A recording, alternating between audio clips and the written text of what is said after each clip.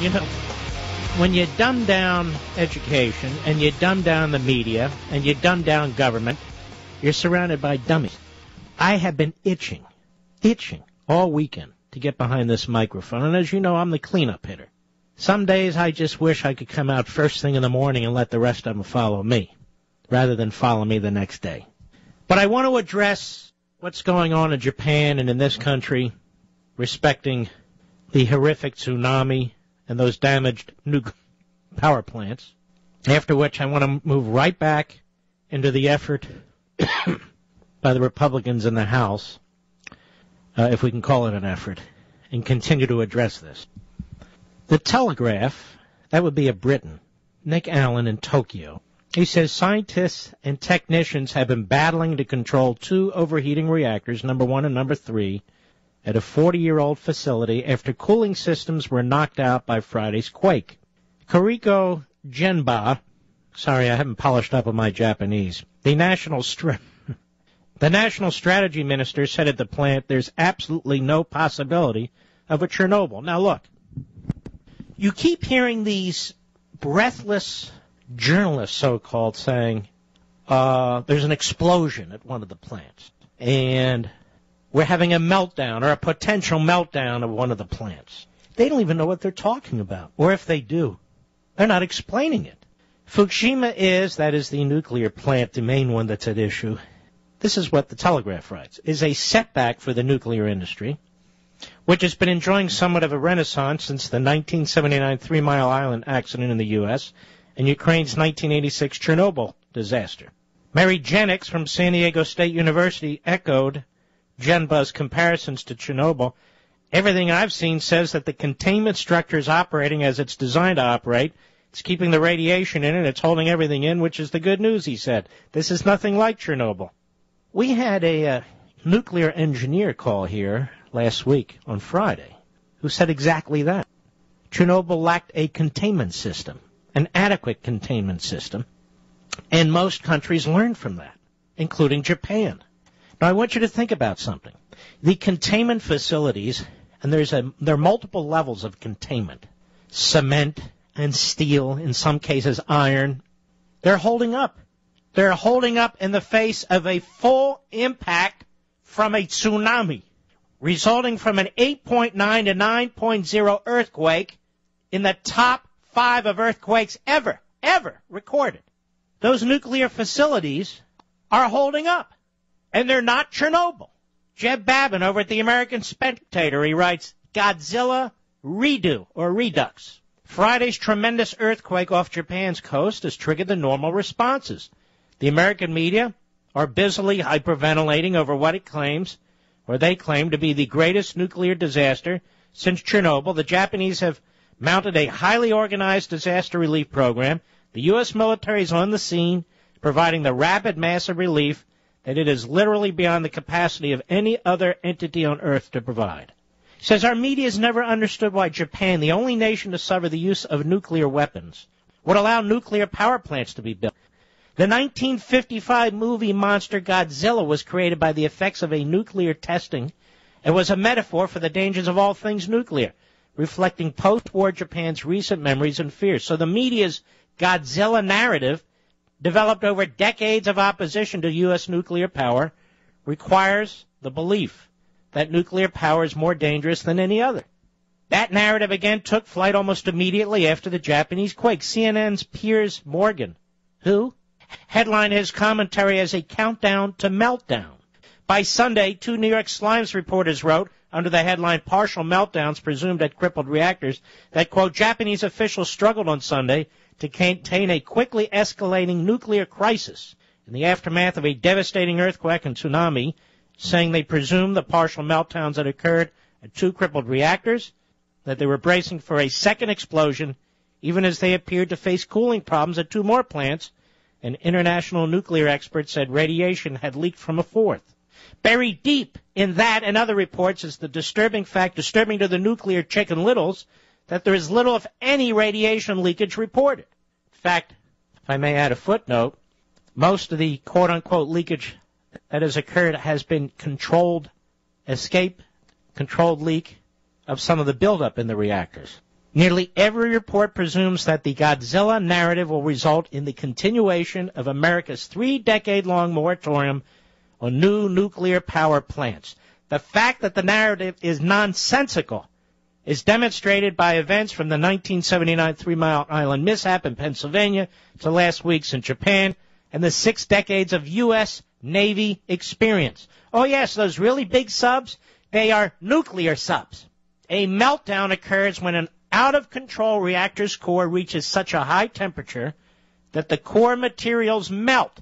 If the lava burns through the reactor's multiple layers of containment and flows into nearby land and water, the release of radiation could be lethal to those immediately exposed, could result in a long-term increase of cancer, could contaminate massive areas of land and water for decades. The partial meltdown at 3 Mile Island was contained. The core did not melt through to contaminate the region, and very little radiation was released. TMI, unlike Chernobyl, wasn't a cheesy reactor run by morons. Japanese reports indicate that though 2 partial meltdowns have happened, they've been well contained. The reality may prove to be worse or better, the news reports now say. But what's fascinating about the Japanese mini meltdowns is not that they were contained. The fascination comes from the fact that even in this massive earthquake, the largest ever recorded in earthquake-prone Japan, so little actually happened. Every expectation should drive the conclusion that this once-in-a-century event would have totally destroyed nuclear power plants in the path of the quake and resulting tsunami. But they did not.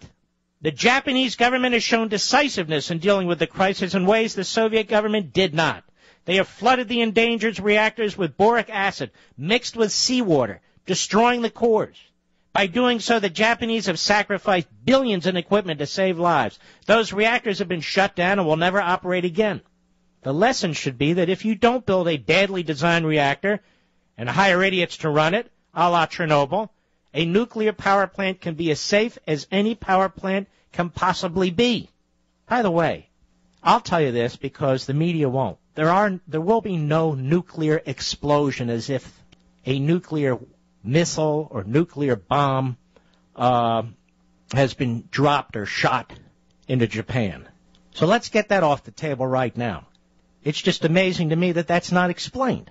Well, if we learn anything from the Japanese disaster, writes Babin, it is that we should push forward with nuclear power, applying the lessons the Japanese learned with our own best engineering and science at the fastest pace possible, which is a lot faster than the liberals want to allow despite the facts. Our record on nuclear power, including TMI, in which, according to the Nuclear Regulatory Commission, no one in the facility or surrounding community was injured, is excellent. We should remember that the U.S. Navy has had nuclear-powered ships since 1953. And in the 58 years since, there have been no accidents or man-made mishaps. None.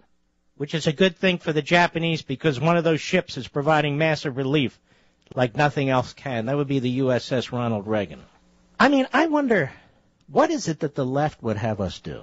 They're anti-nuclear power despite the fact that those nuclear facilities have so far well withstood something that I don't know that the world has experienced, certainly not in modern times, let me put it that way. Certainly Japan hasn't in modern times. I mean, a 9.0 or an 8.9, they're going back and forth between the two. Earthquake, a tsunami, 500-mile-an-hour massive wall of wave followed by other waves, and it didn't take them down. It didn't just destroy them once it hit them. That's pretty remarkable, don't you think? And yet, the typical hysteria. We cannot get news from the news outlets anymore. They send people to Japan or they have reporters here getting information who are not expert in anything, who cherry-pick their experts to promote a particular point of view. I mean, if I were an editor, let's put aside politics and philosophy and all the rest. If I were an editor, I would say to my reporter, I want to know, number one, can there be a nuclear explosion, a mushroom cloud? Number two, how are those containment facilities working? How many levels of containment are there? Have any been breached? How many have been breached? Number three, I would ask, apart from our friend at the American Spectator and the Telegraph, truly, what is the potential for a complete disaster in the communities in which these nuclear power plants exist. Instead, we get, oh, there's a meltdown. Oh, there's going to be a meltdown. Oh, there's a possible meltdown. Well, what does that mean? What does that mean? Listen, folks, I'm no expert. Most of you aren't either. We try to gather whatever information we can. But it's hard to separate fact from fiction and fact from hysteria when you listen to the top-of-the-hour newscasts or watch this stuff on TV and cable. You know, they like to talk about talk radio hyping issues. Talk radio, for the most part, the hosts don't hype issues. They discuss them with passion. But I have to be honest. The news media live and die on ratings. And if this isn't a ratings-motivated type of hysteria, I don't know what is. The facts we want. Just the facts, ma'am. Lots of stuff going on, and I only have 3 hours, so we got to move, baby. There is growing Republican opposition to the short-term continuing resolution. By the way, the Levin Surge continues, as it has since, when did we start the surge? Wednesday or Thursday, Mr. Producer? Wednesday? The Levin Surge continues, and the media are doing their very best to ignore Michelle Bachmann and Steve King, and by the way, Louis Gohmert, who were the ones who alerted me to what was going on, which is the outrageous games being played by the Republican leadership in the House, Boehner on down, to protect the $105 billion in Obamacare from cuts under the continuing resolution. You see, folks, they changed the rule. They waived the rule, whatever the hell that rule is, to allow 123 cuts to other programs. But they won't allow one more, 124th, because it may cut Obama's precious Obamacare. There, they want to go through regular order, meaning the committee structure where they debate, they talk, they have hearings, they write bills, goes to another committee, they write bills, and it goes to the floor. Meantime, Obama's doing what? Meantime, he's spending money in a frenzied effort to build the foundations to his beloved Obamacare. So 123 other occasions, waiving the bill to make spending cuts was perfectly fine. But here, the Republican leadership draws the line in the House. No more. Don't you find that strange? Oh, but we promised we'd vote to repeal. You promised you'd vote to repeal and or defund. The point is we're not interested in games. We're not interested in symbolism. We're interested in effective action. Pointless votes mean nothing. Pointless votes mean nothing. And if not now, as Ronald Reagan used to say, when? So a vote for the continuing resolution is in fact a vote for Obamacare. I don't care how they try to spin it or sell it. Crucial that you call your member of the House now. And if your member's a drone, that you call the Speaker and the Majority Leader, Boehner, Cantor, and freshmen and Tea Party people who we sent to the House of Representatives to do the right thing. The Levin Surge continues. We'll be right back.